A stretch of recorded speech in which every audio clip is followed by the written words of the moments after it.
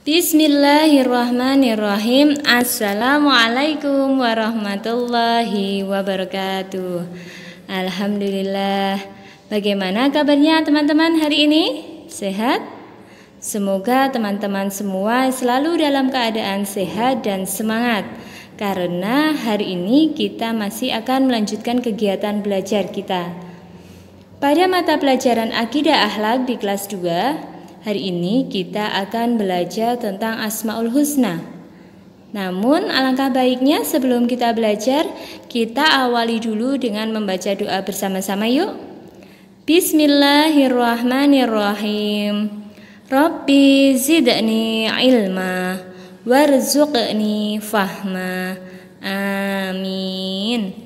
Alhamdulillah, kita sudah mengawalinya dengan membaca doa. Semoga kita selalu diberi kemudahan dan kelancaran oleh Allah dalam menuntut ilmu.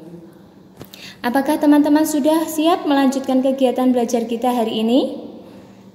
Pasti sudah ya? Baiklah, kita hari ini akan belajar tentang Asmaul Husna teman-teman. Masih ingat apa itu Asmaul Husna? Asmaul Husna terdiri dari dua kata, Asma dan Al-Husna. Asma artinya nama-nama, sedangkan Al-Husna artinya adalah yang baik. Jadi maksudnya di sini adalah nama-nama yang baik bagi Allah Subhanahu wa taala. Asmaul Husna berjumlah 99. Kita akan belajar tentang Asmaul Husna dari semester yang sebelumnya pernah kita pelajari. Di kelas 1 pun kita sudah pernah belajar tentang Asmaul Husna. Kali ini kita akan belajar Asmaul Husna yang lainnya. Sebelum belajar, perhatikan gambar berikut ini. Coba, apa yang dilakukan anak-anak pada gambar ini? Betul sekali, mereka sedang bermain petak umpet. Satu orang anak sebagai penjaga dan yang lainnya bersembunyi. Jika si penjaga ini membuka matanya setelah temannya bersembunyi, tentu ia akan kesulitan menemukan teman-temannya, karena ia tidak tahu di mana teman-temannya bersembunyi. Hal ini berbeda dengan Allah Subhanahu wa taala. Allah Maha mengetahui dimanapun kita berada. Kita mau bersembunyi dimanapun, Allah pasti tahu teman-teman, karena Allah bersifat Al-Alim. Allah Subhanahu wa taala adalah zat yang Maha mengetahui dari seluruh yang nampak maupun yang tersembunyi. Tidak ada kejadian yang lepas tanpa sepengetahuan Allah Subhanahu wa taala. Hal yang tampak maupun tidak tampak mata tetap diketahui oleh Allah.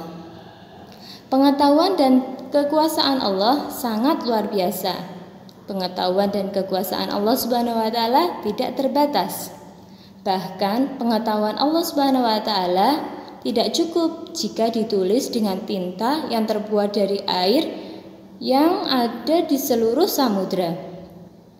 Oleh karena itu, Allah menyuruh kita untuk selalu belajar mencari pengetahuan sebanyak-banyaknya agar kita dapat membaca dan mengetahui ciptaan Allah, baik yang ada di langit maupun yang ada di bumi. Allah Subhanahu wa taala sangat menyukai orang yang rajin menuntut ilmu dan juga mengamalkannya. Sehingga Rasulullah SAW mewajibkan kepada kita sebagai umat Islam untuk mencari ilmu. Hal ini pertanda bahwa umat Islam harus pandai dan juga harus dapat menguasai perkembangan ilmu pengetahuan dan teknologi. Terlebih lagi pada zaman saat ini, jika kita ketinggalan, tentu kita tidak akan mengetahui perkembangan teknologi yang akan atau yang sedang berkembang. Setelah kita belajar tentang sifat Al-Alim, kita dapat mengambil hikmah yang dapat kita teladani dari meyakini sifat Al-Alim ini. Yang pertama yaitu kita harus selalu berhati-hati dalam berbuat ataupun beramal, karena Allah Maha mengetahui apapun yang kita kerjakan. Yang kedua, kita wajib mencari ilmu sebagai umat Islam yang telah diwajibkan untuk menuntut ilmu agar kita dapat mengetahui ciptaan Allah. Yang ketiga, kita tidak boleh bermalas-malasan. Dan yang keempat, kita harus selalu semangat dan giat dalam belajar. Dan yang kelima, kita harus selalu bersikap tenang dalam menghadapi masalah. Teman-teman, perilaku yang dapat kita pelajari dari meyakini sifat Allah Al-Alim ini adalah dengan terus-menerus menggali ilmu-ilmu Allah dengan cara selalu belajar dan merenungi ciptaannya. Namun ingat, kita tidak boleh menggunakan ilmu pengetahuan ini sembarangan, karena takutnya nanti kita akan berbuat munkar dan akan merusak alam. Dengan ilmu harus menjadikan pemiliknya semakin bertakwa dan semakin bermanfaat untuk manusia yang lainnya. Sekarang kita akan melanjutkan kegiatan belajar kita, belajar Asmaul Husna yang lainnya, yaitu Al-Khabir. Di sini terlihat pada layar, Al-Khabir itu artinya adalah yang maha mengetahui rahasia. Coba perhatikan gambar berikut ini. Apa yang teman-teman lihat? Ya, betul sekali. Di sini terlihat gambar anak yang sedang berdoa. Ada orang yang berdoa dengan mengeraskan suara, ada juga yang berdoa di dalam hati. Ingat ya teman-teman, ketika kita berdoa tidak perlu kita berteriak-teriak agar Allah mendengar doa kita. Allah itu maha mendengar teman-teman, sehingga doa yang kita panjatkan dalam hati pun Allah sudah mengetahuinya. Ini adalah salah satu bukti jika Allah bersifat Al-Khabir. Al-Khabir artinya maha waspada, bisa juga diartikan dengan maha teliti, dan juga bisa diartikan dengan maha mengetahui secara detail. Jadi apapun yang terjadi, apapun yang kita rasakan, meskipun kita rahasiakan dari orang lain, Allah tetap akan mengetahuinya teman-teman. Allah Subhanahu wa Ta'ala mengetahui hakikat segala sesuatu dan rahasianya. Jadi kita tidak akan bisa bersembunyi dari Allah. Allah Subhanahu wa Ta'ala memberi pengetahuan yang sangat luas dan sangat detail. Allah adalah zat yang maha memberi bermacam-macam keahlian secara profesional bagi manusia. Dari sifat Al-Khabir ini kita dapat meneladani sehingga kita dapat mengasah bakat kita masing-masing melalui kegiatan belajar. Tentu kita harus bersungguh-sungguh dalam belajar, di mana kegiatan belajar ini adalah kegiatan yang nantinya menjadi modal dalam kehidupan kita. Nah teman-teman, kita dapat mengambil hikmah dari meneladani sifat Al-Khabir ini, diantaranya yang pertama, ketika kita mengerjakan tugas harus teliti. 2. Bekerja keras berdasarkan profesi dan keahliannya. 3. Kita harus selalu teliti dalam bekerja. Dan yang keempat, kita juga harus selalu berhati-hati dalam berkata maupun dalam berbuat. Bekerja keras berdasarkan profesi, bakat, dan keahlian tujuannya supaya kita dapat meningkatkan kualitas hidup kita, termasuk meningkatkan kualitas ibadah kita, sehingga kita juga dapat meningkatkan kualitas kita ketika kita berbakti kepada agama kita, kepada masyarakat, kepada bangsa, dan juga kepada negara. Nah teman-teman, coba sekarang kita pahami cerita yang ada di halaman 74. Pada latihan 1, poin A. Di sini terdapat cerita. Alma adalah seorang murid yang sederhana. Nilai yang didapat selalu pas-pasan. Alma menyadari keadaannya sehingga ia harus terus belajar. Dalam setiap ulangan, Alma memperoleh nilai istimewa. Pak Guru memilihnya untuk mewakili lomba. Dari hasil jerih payahnya, Alma meraih juara. Bakat Alma terasa berkat giat belajar dengan rajin dan sungguh-sungguh. Alma menjadi anak yang berbakat. Kemudian kita lanjutkan pada cerita yang kedua di halaman 75. Saat ujian semester genap tiba, semua murid kelas 2 mengikutinya, termasuk Sinta. Meskipun teman-teman telah selesai lebih awal dan mengumpulkan lembar jawaban di atas meja guru, Sinta tidak terpengaruh sikap teman-teman yang tergesa-gesa. Ia meneliti lagi hasil pekerjaannya sampai waktu yang telah ditentukan telah habis.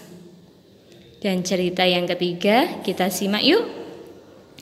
Wali murid kelas 2 memiliki beragam profesi. Ibu Akmal mengajar di sekolah. Ia menjadi seorang guru. Ayah Rosyid bekerja mengatur lalu lintas. Ia menjadi polisi. Ayah Hanif seorang insinyur penerbangan. Ia bekerja di pabrik pembuatan pesawat. Sedangkan ayah Ali adalah seorang pedagang buah di pasar. Dari cerita-cerita ini teman-teman, gambar manakah yang menunjukkan pengamalan meneladani Asmaul Husna, Al-Alim, dan Al-Khabir? Kita ingat lagi, lihat lagi halaman 74, cerita tentang Alma, seorang murid sederhana yang selalu mendapat nilai pas-pasan.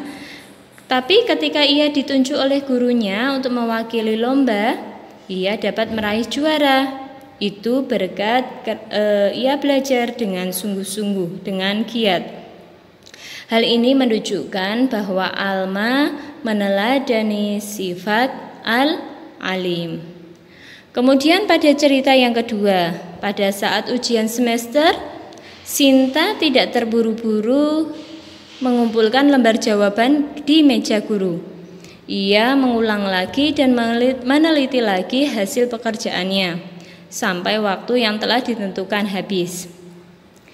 Hal ini menunjukkan bahwa Sinta sedang meneladani sikap Al-Khabir karena ia meneliti lagi pekerjaan sebelum dikumpulkan.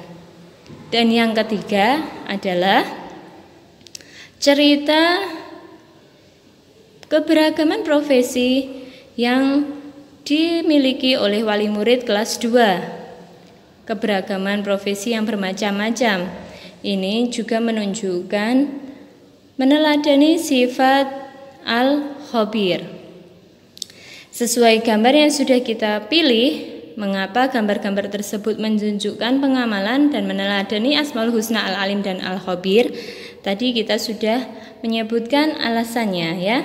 Alma selalu bergiat, selalu belajar dengan giat sehingga ia menjadi juara. Ia tidak menjadi anak yang bermalas-malasan.